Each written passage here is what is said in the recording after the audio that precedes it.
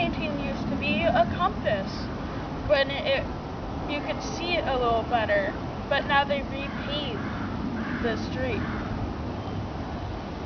The City Repair Project, brainchild of Mark Motion Whiteman. City Repair has worked in the Portland metro area for 20 years. City Repair Project has completed over 70 street paintings. Build community, fights depression, looks great. Next, I'd like to tell you about Little Free Libraries.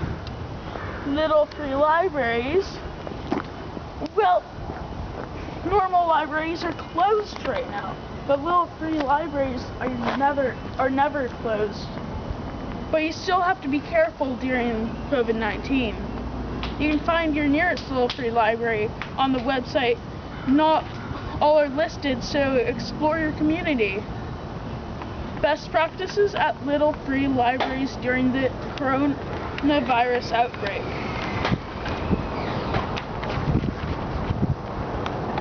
1. Wash or sanitize your hands before opening your Little Free Library. 2. Clean the entire library with disinfectant wipes. Pay special attention to high-touch areas like the handle and bookshelves. 3. Be extra cautious. Clean the books with a microfiber cloth or disinfectant wipes. 4. Wash or sanitize your hands again. For paper-based products, you're really not concerned, and you don't have to worry about finding ways to disinfect those materials, said Dr. Brendes of the CDC. A virus, if it's present, would be present in very low quantities and would die off quickly. If you were really concerned, you could wait for a 24-hour period before lending the book if you are in an area of high transmission. If you are sick, don't share books in your library until you are symptom-free.